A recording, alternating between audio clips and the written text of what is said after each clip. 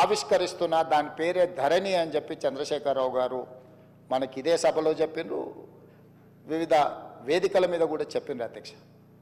దీనికి సంబంధించిన కొన్ని అంశాలు నేను నిజంగానే ఒక మంచి చట్టం, ఒక మంచి ఆలోచన, ఒక సాంకేతిక నైపుణ్యాన్ని రంగరించి, ఎందుకంటే ఐటీ రంగంలో విదేశాలలో చదువుకొని వచ్చిన నా అంత ఐటీ నిపుణుడే లేడని కల్వకుంట్ల తారక రామారావు గారు, తెలంగాణ ఉద్యమకారుడిగా తెలంగాణ సమాజంలో ఉన్న సమస్యలను అన్నిటినీ అవసోపాన పట్టిన ప్రతి భూ సమస్యకు నేను పరిష్కారం చూపిస్తా అని మాజీ ముఖ్యమంత్రి వర్యులు కల్వకుంట్ల చంద్రశేఖరరావు గారు పదే పదే మాట్లాడుతూ ప్రస్తావిస్తున్నప్పుడు నేను కూడా ఒక సందర్భంలో భ్రమలకు లోనైనా, పర్వాలేదు ఈ విషయంలో అయినా మాజీ ముఖ్యమంత్రి గారు, మాజీ ఐటీ శాఖ మంత్రి గారు ఒక మంచి విధానాన్ని తీసుకొచ్చి ధరణి ద్వారా శాశ్వతమైన సమస్యల్ని పరిష్కరిస్తారని, ఆ ధరణి నిజంగానే వీరు కొత్తగా కనిపెట్టినరేమని ఈ సందర్భంగా మీ ద్వారా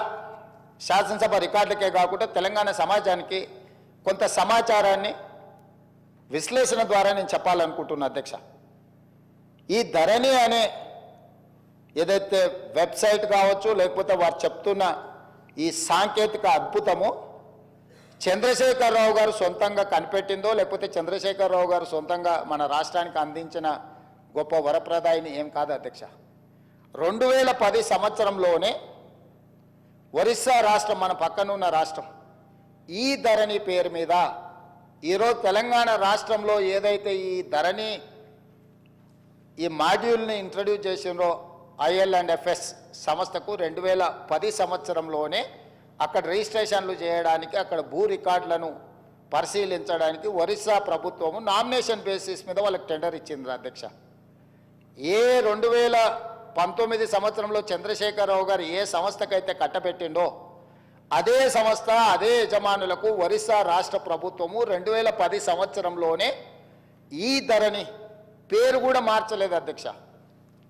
నువ్వు ధరణి అన్నావు, వాళ్ళు ఈ ధరణి అన్నారు, ఎందుకంటే ఎలక్ట్రానిక్ రిలేటెడ్ ఇష్యూ కాబట్టి ఈ ధరణి పేరు మీద 2010 సంవత్సరంలో ఒరిస్సా ప్రభుత్వం ఆ సంస్థకు అప్పచెప్తే 4 సంవత్సరాలు నిర్వహించిన తర్వాత కాగ్ ఏం నివేదిక 2014లో అసలు ఈ ధరణి ఈ రిజిస్ట్రేషన్ సాఫ్ట్వేర్ లోపాలను కాగ్ నివేదిక బయటపెట్టడం కాకుండా ఎలాంటి కాంపిటేటివ్ బిడ్డింగ్ చేయకుండా వాళ్ళకు నామినేషన్ బేసిస్ మీద ఇవ్వడం మీరు తప్పు. వాళ్ళకి ఎలాంటి అనుభవం లేదు ఇందులో. వాళ్ళకి ఏదైతే ఒరిస్సా ప్రభుత్వం అప్పచెప్పిన బాధ్యత, రిజిస్ట్రేషన్లు, రెవెన్యూ రికార్డ్స్కు సంబంధించిన బాధ్యత అప్పచెప్పినో వాళ్ళకి ఎలాంటి నైపుణ్యం లేదు. ఇలాంటి నైపుణ్యం లేని సంస్థకు, లోపభూయిష్టంగా నిర్వహిస్తున్న సంస్థకు మీరు ఇవ్వడం 100% అని తప్పుపట్టడమే కాకుండా ఎన్ఐసి, కేంద్ర ప్రభుత్వ రంగ సంస్థ అయిన ఎన్ఐసికి ఇలాంటి సంస్థల్ని మీరు అసలు పక్కన పెట్టి వాళ్ళకి ఇవ్వకుండా వీళ్ళకి ఇవ్వడం తప్పు అని చెప్పి కాగ్ నివేదిక ఇచ్చింది అధ్యక్ష 2014లో. ఇక్కడ తమరి ద్వారా నేను తెలంగాణ ప్రజలకు నేనేం చెప్పదలుచుకున్నా అంటే, చంద్రశేఖరరావు గారు 2018, 2019 ఆ తర్వాత వివిధ సందర్భాలలో మాట్లాడిన మాటలు వారి మెదడునంత రంగరించి ఒక అద్భుతాన్ని, ఒక అమృతాన్ని తీసి అమృతంలో నుంచి సృష్టించిన ధరణి వారి యొక్క ఆలోచన అనేది అయితే చెప్పిండో అది శుద్ధ తప్పు. 2010 సంవత్సరంలోనే IL&FS కంపెనీ ఈ విధానాన్ని ఒరిస్సా ప్రభుత్వానికి చేరవేస్తే ఒరిస్సా ప్రభుత్వం వాళ్ళ కాంట్రాక్ట్ ఇస్తే 4 సంవత్సరాలు నిర్వహించిన తర్వాత కాగ్ నివేదిక 100% తప్పు పట్టింది. ఈ లోపభూయిష్టమైన ఏమాత్రం ప్రజలకు ఉపయోగపడని ఈ సాంకేతిక నైపుణ్యాన్ని ఎందుకు తెలంగాణ రాష్ట్ర ప్రజల నెత్తి మీద చంద్రశేఖరరావు గారు రుద్దినరో ఇప్పుడు మనం ఆలోచన చేయాలి. అంటే ఒక రాష్ట్రము 4 సంవత్సరాలు ఈ ప్రయోగం చేసి ప్రయోగం ద్వారా సత్పథ సాధించకపోను, దీనివల్ల ప్రయోజనం లేదని కేంద్ర ప్రభుత్వ రంగ సంస్థ అయిన కాగ్, కాంప్ట్రోలర్ ఆడిటర్ జనరల్ తప్పు పట్టిన తర్వాత కూడా చంద్రశేఖరరావు గారు దీన్ని ఎందుకు తెలంగాణ ప్రజల నెత్తి మీద రుద్దిండో తెలంగాణ ప్రజలకు చెప్పవలసిన బాధ్యత ఈ రాష్ట్ర ముఖ్యమంత్రిగా నా మీద ఉన్నది అధ్యక్ష. ఈ IL&FS కంపెనీ గురించి కొంచెం చర్చించుకోవాలంటే కొంచెం వెనక్కి వెళ్ళాలి అధ్యక్ష. 2011కి వెళ్ళాలి మనం.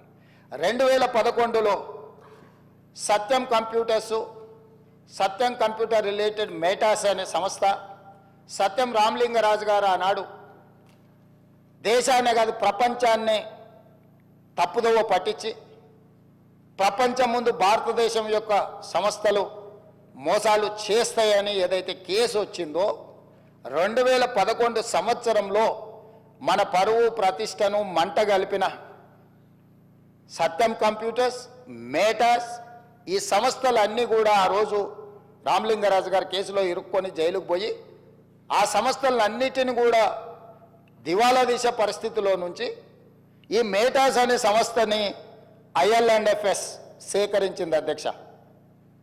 సత్యం రామలింగరాజుకు సంబంధించిన సంస్థల్ని IL&FS అనే సంస్థ 2011 సంవత్సరంలో క్రిమినల్ కేసెస్లో ఇరుక్కొని అందులో ఉన్న సంస్థల్ని IL&FS సంస్థ సేకరించింది. సత్యం రామలింగరాజు గారి కుమారుడు తేజరాజు గారికి సంబంధించిన సంస్థలు IL&FS సేకరించి ఆ రోజు వాళ్ళిద్దరికీ ఒక బంధము అనుబంధం ఏర్పడ్డది అధ్యక్ష.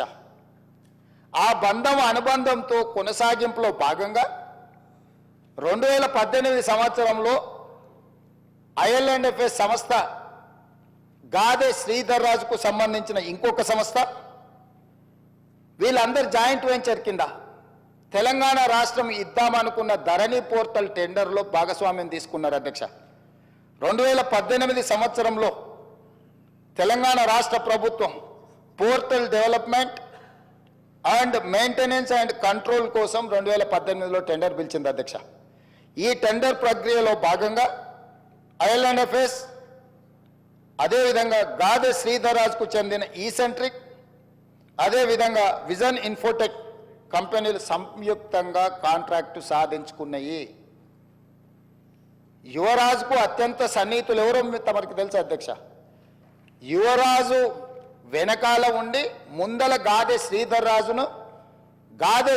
రాజు వెనకాల సత్యం మేటాస్ కంపెనీలను చేపట్టిన IL&FS సంస్థను ముందలబెట్టి టెండర్లో భాగస్వామ్యం చేసి ఆ పని దక్కించుకున్నారు అధ్యక్ష. ఈ 2017 సంవత్సరంలోనే ఈ IL&FS సంస్థ దివాలా తీయడమే కాకుండా క్రిమినల్ కేసులలో వీళ్ళు కూడా ఇరుక్కున్నారు అధ్యక్ష. 2011లో సత్యం కంప్యూటర్స్ కానీ మేటా సంస్థలు కానీ క్రిమినల్ కేసులలో ఇరుక్కొని జైలుకు పోయిన తర్వాత ఆ సంస్థల్ని సేకరించిన IL&FS కూడా 2017లో ఇదే రకమైన కుంభకోణాలలో ఇరుక్కొని ఆ కంపెనీకి సంబంధించిన MD రమేష్ బావా ఆయన జైలుకు పోయిండు, హరిశంకరన్ వైస్ చైర్మన్ ఈయన జైలుకు పోయిండు, రవి పార్థసారథి మాజీ చైర్మన్ ఆయన జైలుకు పోయిండు, రామ్చంద్ కరుణాకర్ అనే డైరెక్టర్ వీళ్ళందరూ కూడా వేలాది కోట్ల రూపాయల కుంభకోణాలకు పాల్పడి ఆ కుంభకోణాలు అన్నీ కూడా దొరికిపోయి వీళ్ళందరూ జైలుకు పోయినారు అధ్యక్ష. ఇది ఎప్పుడు 2017 సంవత్సరానికే జరిగిపోయింది అధ్యక్ష. ఎప్పుడు కూడా రాష్ట్ర ప్రభుత్వాలు కేంద్ర ప్రభుత్వాలు ఏదైనా ఒక సంస్థ క్రిమినల్ నేరాలలో పాల్గొని ఆర్థిక నేరాలలో పాల్గొని జైలు శిక్షలో లేకపోతే ఆ సంస్థల మీద ఆరోపణలు ఉన్నప్పుడు ఆ సంస్థలను టెండర్లలో పాల్గొనకుండా నిషేధించే విధానం మన రాష్ట్రంలో మన దేశంలో కొనసాగుతుంది. అయినా తెలంగాణ రాష్ట్ర ప్రభుత్వం చంద్రశేఖరరావు గారి ప్రభుత్వము ఈ IL&FSను లేకపోతే ఈసెంట్రిక్ లేదా విజన్ ఇన్ఫోటెక్ ఏదైతే జాయింట్ వెంచర్తో టెండర్ వేసిందో వీళ్ళని నిషేధించలేదు అధ్యక్ష. వీళ్ళకి టెండర్ కట్టబెట్టి ఈరోజు తెలంగాణ రాష్ట్రంలో ఉండే 1,52,00,000 ఎకరాలకు సంబంధించిన లక్షలాది మంది రైతుల యొక్క భూముల వివరాలను రిజిస్ట్రేషన్లు చేయడము, డాక్యుమెంట్లు చేయడము, రికార్డులు మెయింటైన్ చేయడము, అన్ని రకాల బాధ్యతలను కంప్లీట్గా ఈ సంస్థకు అప్పచెప్పారు అధ్యక్ష. ఇక్కడ నుంచే ఇక స్టోరీ మొదలైంది అధ్యక్ష. అసలైన స్టోరీ ఇక్కడ ఉన్నది. టెండర్ దక్కించుకున్న IL&FS సంస్థ పేరు మార్చింది అధ్యక్ష. టెండర్ అగ్రిమెంట్ అయిన తర్వాత టెరాసిస్ టెక్నాలజీస్ లిమిటెడ్ అని సబ్సిడరీ యూనిట్ కిందకి అగ్రిమెంట్ తీసుకొచ్చారు అధ్యక్ష. టెండర్ పాల్గొన్నప్పుడు ఒక పేరు మీద ఉండి టెండర్లో వాళ్ళ కాంట్రాక్ట్ వచ్చిన తర్వాత దాని పేరు మార్చింది అధ్యక్ష. ఓయిల పేరు మార్చిన మనుషులకు కూడా చట్టంలో